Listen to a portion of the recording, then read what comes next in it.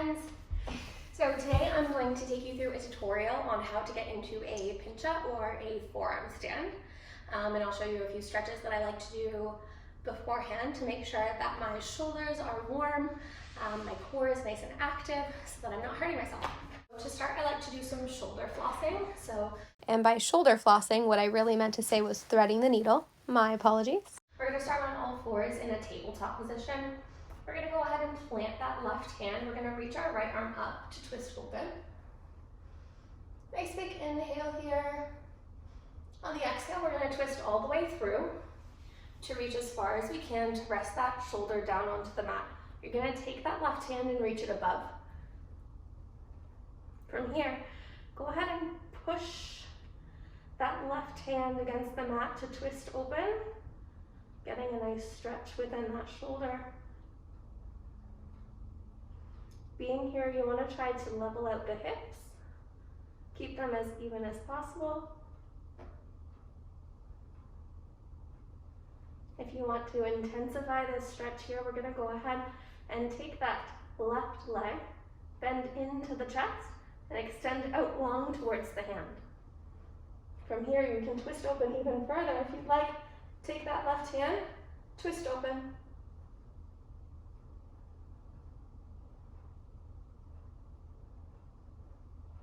Take that left hand, if you've twisted open, and place it back above the head.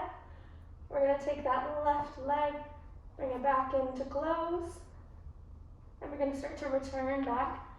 Here, we're just going to rest here in a little half twisted puppy pose here, keeping that left arm twisted underneath, but folding that chest forward towards the mat in a child's pose position. From here, we're going to go ahead and take that left arm, bringing it closer to the mat, shoulders, and we're going to go bring back to our tabletop pose. From here, we're just going to do a couple cat-cows, just to neutralize the spine.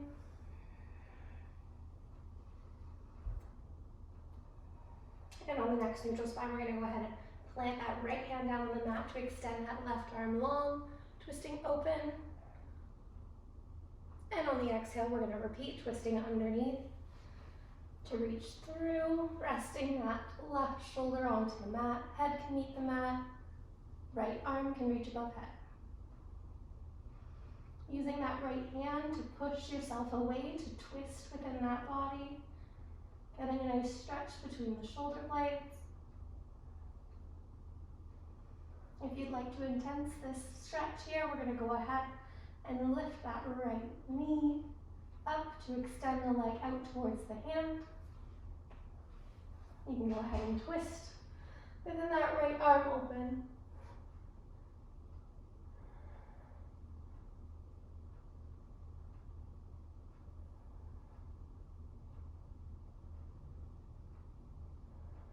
On the next exhale, we're going to go ahead and bring that right hand back down above the head, taking that right leg back down to meet it.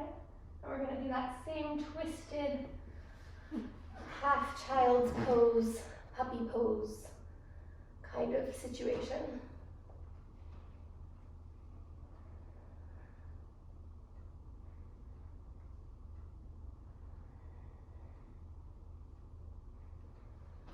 And bring that hand back down to meet the left, bring the right to meet it, back into our tabletop pose. Next pose I like to do is puppy pose, so we're just going to shift the knees back a little bit further away than our traditional tabletop. And we're going to go ahead and just start to shift the hips back and the chest down. While we do this, we're going to start to walk the hands a little bit forward as we sink the chest forward. Maybe it meets the mat, maybe it doesn't. If it does, you can go ahead and rest the forward down.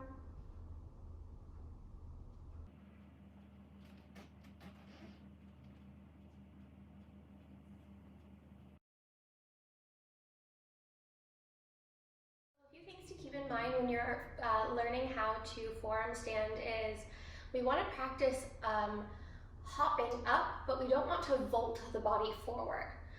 You're not going to be able to get into your first forearm stand without about You're not going to be able to get into your first forearm stand without a little bit of a hop or momentum to help you there. But you just want to make sure that when you're doing so that you're not vaulting your entire body over, and then you can fall and hurt yourself if you're not being careful. Careful in the sense that you just might not be spatially aware enough to know where or how you're going to fall just yet. So with that being said, I'm going to show you a proper form in order to hop yourself up with a bit of momentum, as well as proper form within your base to make sure that if we were to fall, that we've set ourselves up properly to limit the amount of injuries that we could have. If you've practiced headstand, the preparation is very similar. So we're going to start on our knees, and you're going to go ahead the same way that you would for headstand. Reach for both elbows to measure the distance down onto the mat, and then you can bring your hands down flat, or you can bring them to touch.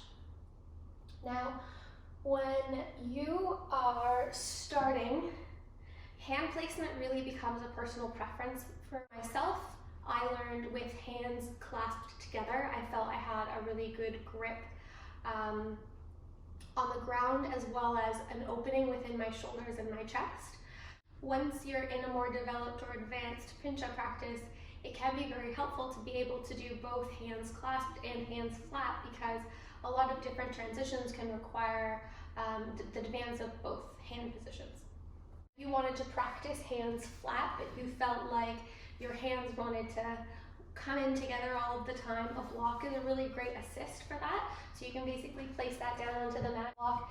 You can put L's around the block, and this is just going to help to keep the hands from shifting in. Now with that being said, you also want to keep in mind that your elbows need to stay in. A lot of times once we get that weight up above us, our elbows will shift out with the weight of our body. So another really great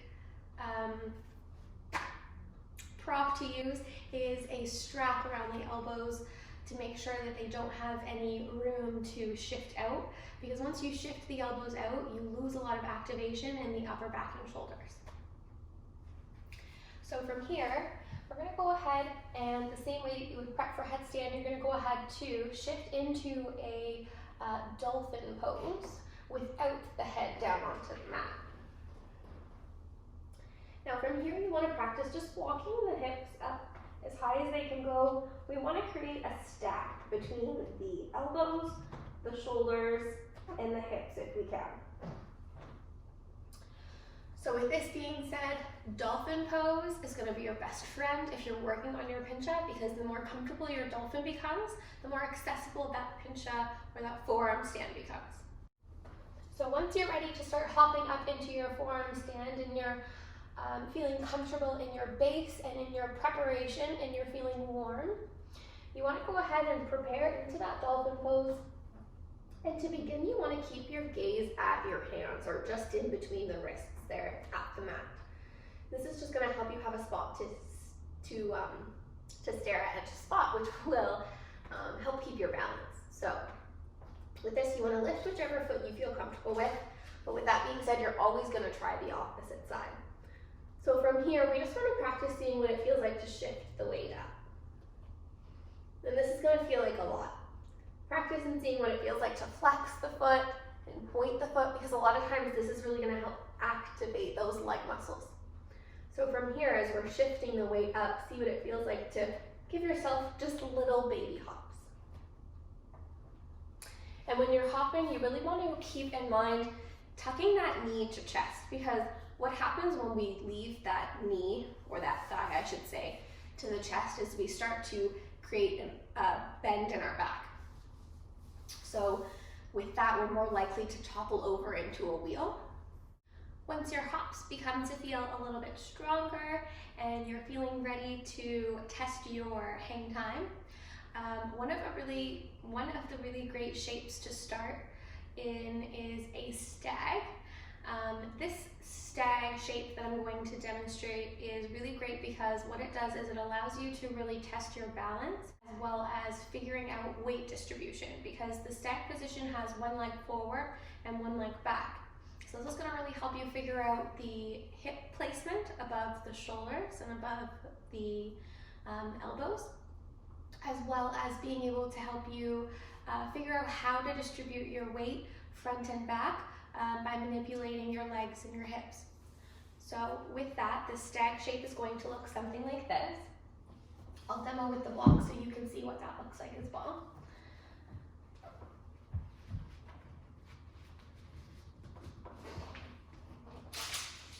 Sword plant.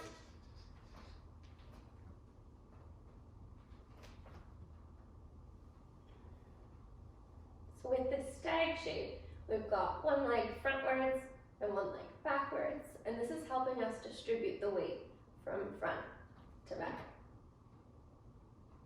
So when in doubt, when you're up here, if you feel like you're losing your balance, especially if you feel like you're going backwards, tuck this knee into the chest.